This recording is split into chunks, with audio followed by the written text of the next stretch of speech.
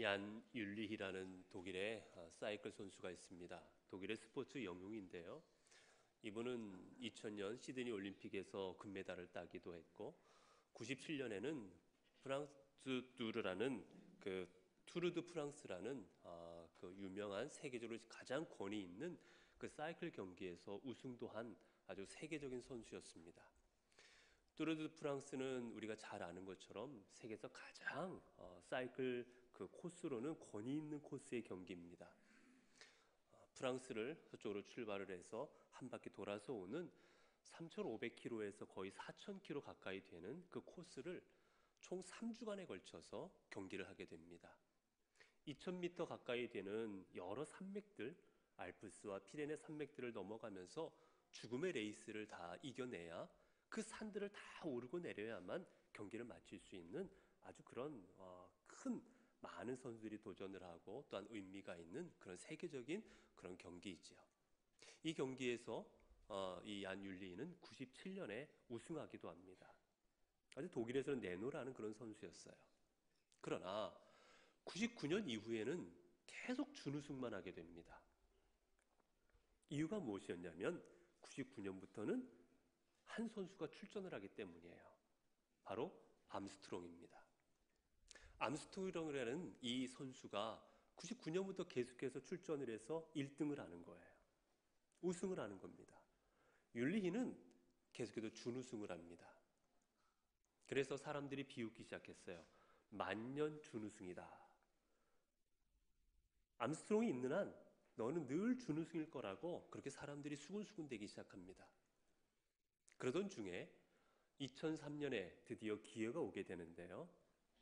이제 한 결승점을 9km 넘게 약간 남겨둔 시점에서 이 암스트롱이 앞에서 치고 1등으로 막 가고 있는 도중에 그만 구경을 나왔던 한 아이의 가방끈에 걸려서 암스트롱이 쓰러지고 맙니다. 그 뒤를 15차 정도로 뒤떨어져서 율리히가 따라가고가 있었어요. 자, 이제 절호의 기회입니다.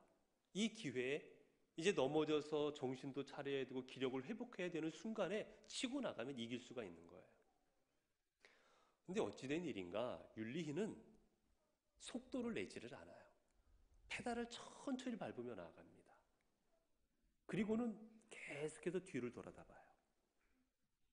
그 와중에 암스트롱이 일어났다가 페달을 밟다가 다시 페달을 놓치고 그런 과정을 통해서 속도를 점점 내기 시작합니다. 그리고는 율리히를 앞지르도록 허락해요. 그리고 어느 정도 앞으로 율리히 앞을 루이 암스트롱이 앞서 나갔을 때 그제서야 비로소 율리히가 다시 속도를 냅니다. 결국 이 경기에서 암스트롱이 승리를 합니다. 5회 연속 우승이라는 대기록을 작성을 하지요.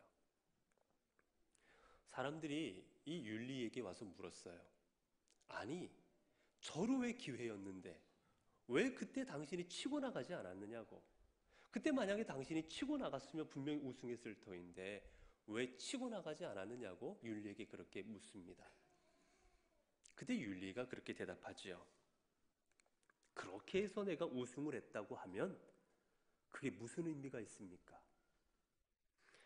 그렇게 해서 대회 우승자가 된다는 것은 나에게는 끔찍한 일입니다. 페어플레이, 이것은 사이클 경기에 있어서 자전거와 함께 필수 요소입니다. 그렇게 대답했다고 합니다. 결국 사람들은 이때의 이 사건을 말하면서 이렇게 말합니다. 위대한 기다림이었다. 그리고 루이 암스트롱이 승리는 했지만 진정한 영웅이요 진정한 승리자는 율리히였다라고 많은 사람들이 이야기하고 지금도 스포츠 정신을 이야기할 때는 이 장면이 빠지지를 않고 유튜브라든지 네이버에 들어가면 이 장면이 아주 많은 사람들에게 그렇게 보여지고 있다는 것이지요. 여러분 그렇습니다. 사람들은 이야기하지요. 무조건 이겨라. 수단과 방법을 가리지 말고 이기면 된다라고 사람들은 이야기를 합니다. 어떻게 해서든지 우승하면 되고 어떻게 해서든지 1등하면 된다고 이야기를 해요. 그리고 그렇게 1등하는 거 우승하는 것 또한 실력이라고 말들을 합니다. 그러나 여러분, 역사는 우리에게 말합니다. 그러한 성공, 그러한 승리는 결코 영원하지가 않다라는 거예요. 우리가 아는 것처럼 암스트롱의 그 7연패도 사실은 약물 복용으로 인해서 다 이제 반납되고 말았지 않습니까? 성도 여러분, 여러분은 여러분의 인생을 어떻게 살아가고 계십니까? 여러분의 인생을 정말 페어플레이 하면서 그렇게 하나님의 뜻에 맞게 살아가고 계십니까? 아니면 어떻게 해서든지 내가 원하는 것을 얻기만 하면 된다라는 마음으로 그렇게 하루하루를 살아가고 계십니까? 오늘 본문의 말씀은 예수님께서 사명을 감당하시기 전에 이제 사단에게 시험을 받으셨던 그 시험의 내용의 일부분입니다. 오늘 이 시험은 예수님께도 과연 메시아로서의 사명을 감당할 만한 자격이 있는 분인지, 어떻게 보면 하나님의 아들로서 그리고 메시아로서의 자격 시험이었습니다. 이 시험의 첫 번째 내용은 오늘 성경에 보는 것처럼 바로 이것이지요. 3절에 보면 시험하는 자가 예수께 나와 이르되 내가 만일 하나님의 아들이거든 명하여 이 돌들로 떡덩이가 되게 하라. 사단이 이제 정말 예수님께서 하나님의 사명을 감당할 메시아로서의 자격이 있는 분인지 시험하는 과정의 첫 번째 시험이 무엇이었냐면 이 돌들로 떡덩이가 되게 하라는 내용이었어요.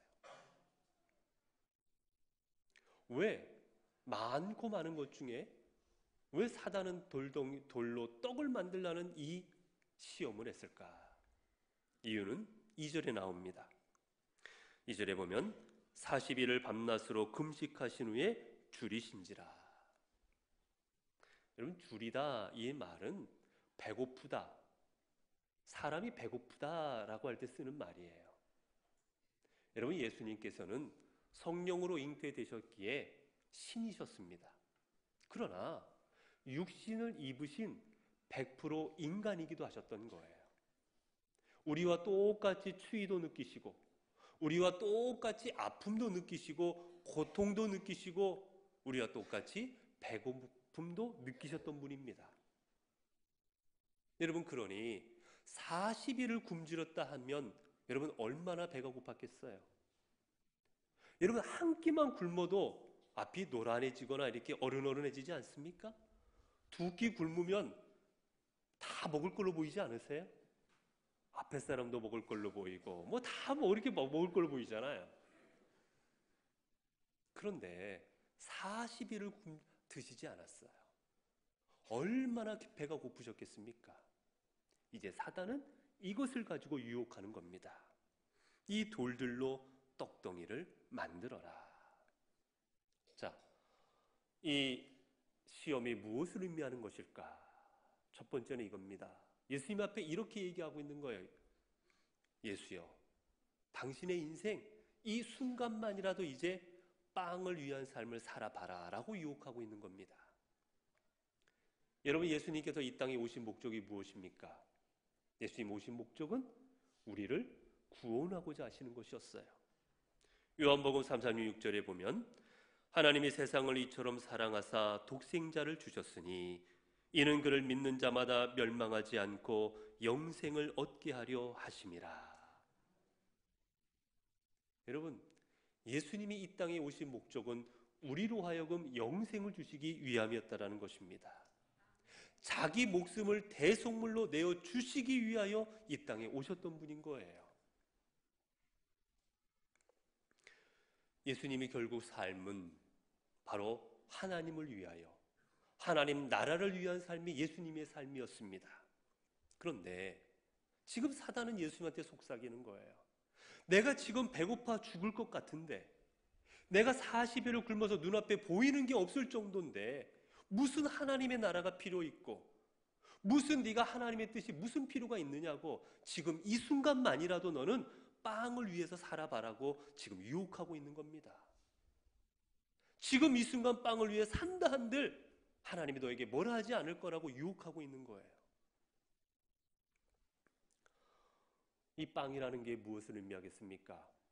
빵은 우리의 욕망이요, 우리의 욕구입니다. 메슬로우라는 사람이 1943년에 사람들을 가지고 실험을 합니다. 사람들이 어떠한 욕구를 가지고 살아갈까? 이 욕구들도 나눌 수가 있을까? 궁금해서 실험을 하게 되었어요. 그렇게 되었더니 사람의 욕구는 5단계로 나눌 수가 있다는 겁니다. 근데 그 첫 번째 욕구가 무엇인가? 이거는 인간에게 가장 기초적인 욕구요, 그리고 인간에게서 가장 강렬한 욕구입니다.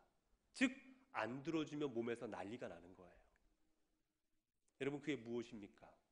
여러분, 안 하면 난리가 나는 욕구가 뭐예요? 먹는 거, 그치요? 자는 거, 숨 쉬는 거, 배설하는 거. 여러분, 이런 게 우리의 기본적인 욕구인 거예요. 이거를 안 할 땐 사람이 기본적인 삶을 살아갈 수가 없다는 겁니다. 이거를 해야만 그 위에 있는 것들을 이룰 수가 있다는 거예요. 그렇기에 가장 강렬한 욕구입니다. 먹으려고 하고.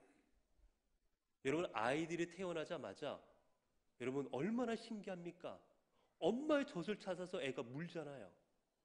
아이한테 가르치지 않았음에도 불구하고, 내가 이거 먹어야 된다고 애들한테 안 알려줬는데도 불구하고 어떻게 해서든지 먹을 걸 찾아 빱니다. 인간의 가장 기본적인 욕구인 거예요. 지금 사단은 이 가장 기본적인 욕구를 가지고 예수님을 유혹합니다. 이 순간만이라도 내 몸을 위해서 살아가고, 이 순간만이라도 너의 배고픔을 위해서 살아가고, 이 순간만이라도 내 자신을 희생하지 말고 살아가라고 예수님한테 유혹하고 있다는 것이지요. 여러분, 그렇습니다. 마귀는 우리에게 늘 그렇게 이야기합니다. 너를 즐겁게 할 것을 위해서 살아봐라. 너를 기쁘게 할 것을 위해서 좀 살아봐라. 너를 만족해 할 것을 위해서 좀 살아봐라고 우리에게 그렇게 유혹을 합니다. 내가 배부르면 너는 행복할 것이라고 우리에게 속삭입니다. 여러분, 그러나 배부르면 행복해집니까?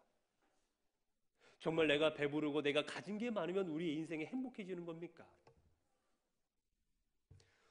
그래서 공리주의자였던 밀이 그렇게 이야기했죠. 배부른 돼지가 되는 것보다 차라리 배고픈 소크라테스가 되는 게 낫다. 내 욕망을 많이 채우고 살아가는 그런 삶보다 우리에게는 고귀한 것을 추구하는 삶이 우리에게 중요하다는 사실을 가르치고 있는 말씀입니다. 오늘 성경 우리에게 이야기합니다. 여러분, 우리가 빵을 먹고 살아가야 되는 존재를 성경은 절대 부인하지를 않아요. 우리가 빵 안 먹고 살아갈 수 있다라고 성경은 말하고 있는 것이 아닌 겁니다. 빵만을 위해서, 빵을 인생의 목적을 두고 살아가지 말라는 말씀인 거예요. 자신의 욕구를 채우기 위해 살아간 사람들의 특징이 무엇입니까? 그건 바로 내 욕망과 내 욕구를 채우기 위해서는 여러분 수단과 방법을 가리지 않는다라는 겁니다. 내가 원하는 것을 얻기 위해서는 불법을 행해도 상관하지를 않는다라는 거예요. 오늘 사단은 주님 앞에 그렇게 유혹하고 있습니다. 내가 이 빵을 만들어, 이 돌을 떡으로 만들고 빵으로 만들어 먹는다 할지라도 상관없다라고 속삭이고 있는 거예요. 여러분, 예수님은 어떠셨습니까?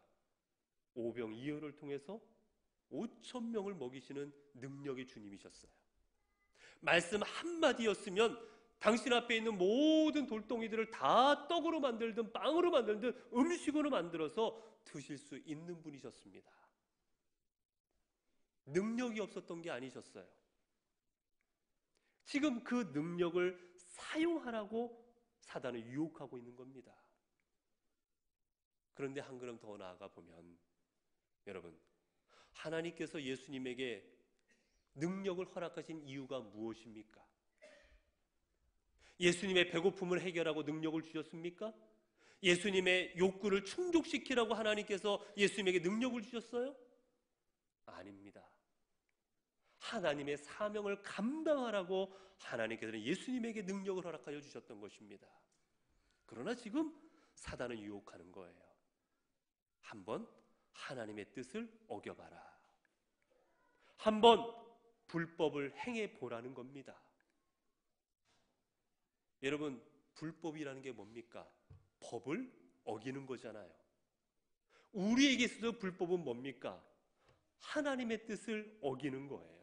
이게 우리에게 믿는 자에게는 불법인 겁니다. 하나님의 뜻은 분명히 하나님의 능력을 가지고 하나님의 사명을 감당하고 하나님의 나라를 위하여 사용하라는 것인데, 지금 내 자신의 욕망을 위해서 사용하라고, 즉 예수님에게 불법을 행해라고 지금 옆에서 부추기고 있는 거예요. 괜찮을 거야. 하나님이 용서해 주실 거고 이해해 주실 거라고, 한 번인데 뭐 어떻냐고 불법을 행하라고 예수님에게 부추기고 있습니다. 여러분, 하나님께서 우리에게 요구하시는 삶은 우리가 하나님의 말씀대로, 하나님의 법칙대로, 하나님께서 우리에게 주신 정의를 행하며 살아가는 것, 그게 우리가 살아가야 될 인생인 것입니다. 그러나 사단은 우리에게 늘 유혹합니다. 한 번인데 뭐 어때? 한 번 하나님 뜻을 어겨도 괜찮아. 하나님 앞에 불법을 한 번 정도 행해도 괜찮다고 우리에게 늘 유혹하며 우리 마음대로 살아가라고 그렇게 우리에게 속삭이고 있다는 것이에요.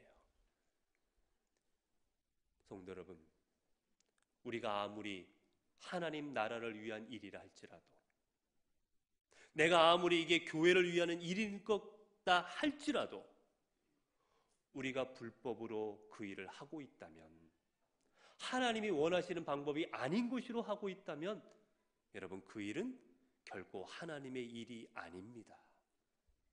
왜냐하면 하나님은 불의를 용납하지 아니하시기 때문이에요. 아무리 성공하지 못한다 할지라도, 아무리 안 된다 할지라도 하나님의 뜻대로, 하나님의 방법대로, 하나님의 법대로 행해 나갈 때 하나님께서 당신의 뜻을 이루어 주시는 겁니다. 사단은 유혹하지요. 이 돌을 떡으로 만들어서 너가 한번 먹어봐라. 이 말은 뭡니까? 너 자신을 위해서 살라라는 거예요. 내 배고픔을 갖고 있는 너 자신을 위해서 쓰고 사용하라는 겁니다. 이분 예수님께서 이 땅에 오신 목적을 무엇이라 말씀하십니까? 자신의 목숨을 많은 사람들의 대속물로 내어주려 함이니라. 여러분, 예수님께서는 자신의 피 한 방울, 내 몸의 모든 살점, 내가 가지고 있는 모든 것을 우리를 위해 다 내어주는 삶을 살아가셨습니다. 잠도 주무시지도 못하고 쉬지도 못하시고 이 땅에 있는 백성들을 위하여 모든 걸 다 헌신하신 분이 예수 그리스도이십니다. 그러한 인생을 살아가야 될 예수님을 향하여 사단은 속삭입니다. 한 번쯤 너를 위해 살아도 돼. 하나님 위한답시고 왜 희생하고, 왜 하나님 위한답시고 헌신하고 내 자신이 고생하고 왜 괴롭고 왜 고통당하느냐고, 이제 너를 위해서 살아보라고 속삭이고 있는 겁니다. 너를 위해 빵을 만들어 먹어라. 사람들을 위하여 빵만 만들지 말고 너 자신을 위해서도 빵을 만들어 먹으라고 예수님 앞에 속삭이고 있는 거예요. 그리고 말하지요. 너에게는 그럴 자격이 있다. 내가 하나님의 아들이지 않냐? 하나님께서 보내신 하나님의 아들인데 이 정도도 내가 못할 것 같냐고, 이 정도 한다고 하나님이 너에게 뭐라 하실 것 같느냐고, 이 정도 너는 받을 자격이 있다라고 부추기고 있습니다. 여러분, 오늘날 우리 사회의 많은 사회 지도층들이 여러분 사람들로부터 존경받지를 못합니다. 단 부러움은 사요. 돈이 많고 힘이 있고 권력이 있으니까 사람들이 부러워합니다. 야, 나도 저렇게 힘이 있어 봤으면, 나도 저렇게 좋은 차 타봤으면, 저렇게 좋은 집에서 살아봤으면 부러워는 합니다. 그러나 존경하지는 않습니다. 이 땅의 정치인들, 고위공직자들, 사회 지도층들의 사람들이 존경하지를 않아요. 여러분, 왜 그렇습니까? 불법을 행하기 때문이에요. 그리고 또 하나, 자신들이 어떤 일을 하면서 나는 받을 자격이 있다라고 스스로 생각하기 때문입니다. 얼마 전에 모 재벌 집안이 난리가 나지 않았어요? 딸들이 다 가서 검찰에 가고 조사받고, 어머니 조사받고, 온 가족이 조사받고 사회로부터 손가락질을 당했습니다. 여러분, 이유가 무엇입니까? 나는 그렇게 해도 괜찮다고 생각했기 때문이에요. 나는 저 사람들에게 저렇게 해도 된다라고 생각했던 거예요. 나는 그럴 자격이 있다라고 생각한 겁니다. 그 순간 무너지는 거예요. 그 순간 불법을 행하는 겁니다. 나는 불법을 행해도 되는 거예요. 나는 어겨도 되는 겁니다. 나는 이 정도 받아도 되는 거예요. 그런 삶을 살아가는 순간 그 사람은 사회로부터 존경받지 못하는 불의를 행하는 사람이 될 수밖에 없다라는 사실입니다. 이런 교회도 그렇지 않습니까? 사회가 다를 바가 하나도 없습니다. 여러분, 교회도 내가 교회에서 어떤 직분이 있다 해서, 내가 교회에서 어떤 지위가 있다 해서 내가 이것이 받을 만한 자격이 있다라고 스스로 생각한다거나, 내가 다른 사람보다 높다라고 생각하고 있다면 우리는 사회 지도층과 하나도 다를 바가 없다라는 겁니다. 저는 우리가 다음 주에 선거를 하게 되는데 하나 걱정이 그겁니다. 이 선거를 통해서 선출되실 분들이 어떤 마음일까? 혹이라도 내 지위가 높아지는 것으로 생각해서 하시는 것일까? 아니면 내가 정말 하나님 앞에 충성된 마음으로 봉사하고 싶어서 하나님의 일을 감당하고 싶어서 그런 마음으로 기도하고 계실까? 여러분, 교회에는 직분이 있지 직위가 있는 것이 아닌 거예요. 하나님 앞에 높낮임이 없는 겁니다. 하나님 앞에 가면 제일 낮은 사람이 누굴까요? 아마 목사일 겁니다. 하나님의 종 아닙니까? 저 아마 하늘나라 가면 맨날 청소해야 되고요, 맨날 물 떠와야 되고요, 맨날 심부름 다닐 겁니다, 아마 여러분. 근데 하나님이 시키시는 거면 감사하지 않겠어요? 여러분, 교회 안에선 하나님 앞에 직분을 감당하고 있음을 기억해야 됩니다. 내가 집사가 된다라는 것, 내가 권사가 된다라는 것, 내가 장로가 된다라는 것, 내가 목사가 된다라는 것이 내 지위가 높아진다고 생각하면 하나님 앞에 오산입니다. 여러분, 성경은 무엇이라 말합니까? 점점 높아지려 하지 말라고 성경은 말합니다.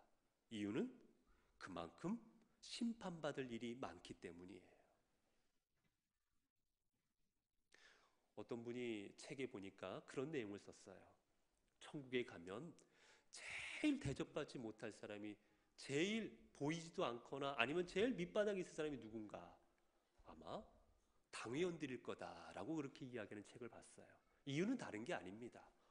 바로 책임이 많기 때문이에요. 신앙이 없어서 그런 게 아니라 책임이 많기 때문입니다.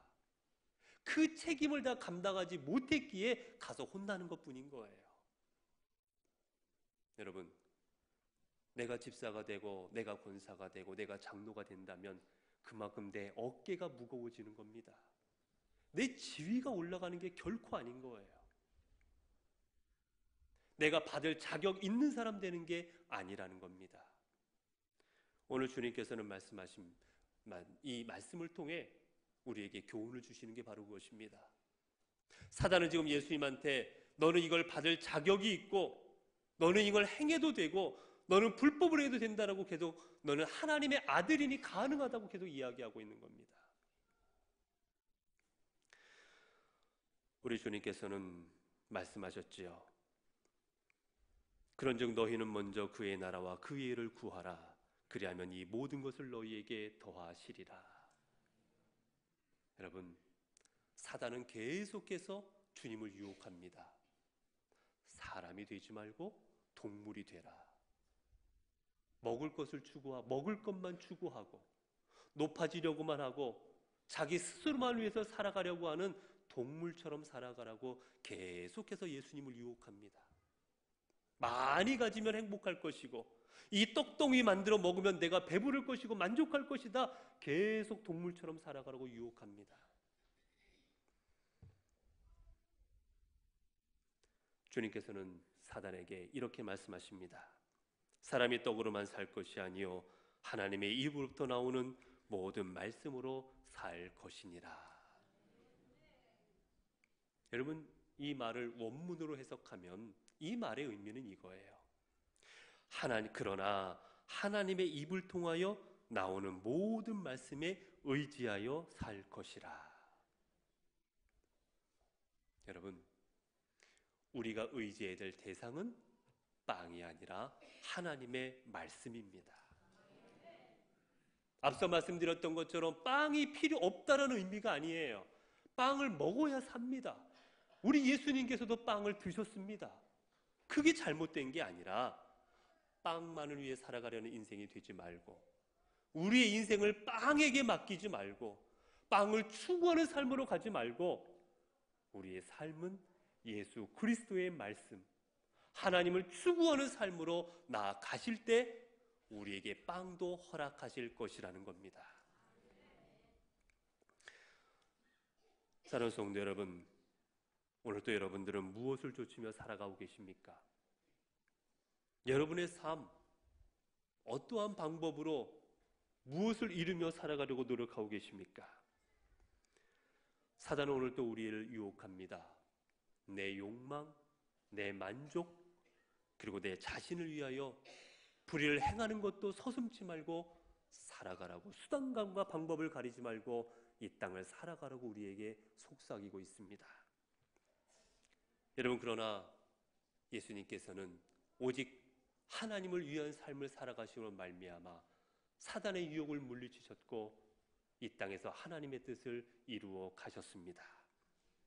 이제 우리의 기도 제목이 하나님, 이 돌들로 떡덩이가 되게 해주십시오라는 이 기도만이 우리의 기도가 되지 않기를 바랍니다. 우리의 기도는 내 인생에 떡덩이가 넘쳐게 해달라는 이 기도만이 우리의 기도가 되지 않기를 바랍니다. 우리의 먼저의 기도는 하나님, 우리의 인생에 하나님의 말씀이 임하게 하옵시고 내가 하나님 말씀으로 살아가게 하여 주시고 내가 하나님 말씀을 의지하며 살아가게 하옵소서. 오직 하나님을 위한 삶으로, 공의로운 삶으로 살아가게 하옵소서. 여러분, 이 기도가 우리의 기도가 되어야 된다는 사실입니다. 여러분의 인생 가운데 하나님의 말씀이 충만하게 임하심으로 말미암아 이 땅에서 빵의 유혹을 이기시고 하나님의 뜻을 구하는, 그러므로 하나님의 역사하심을 이루어 가시는 귀한 삶이 되시기를 간절히 바랍니다.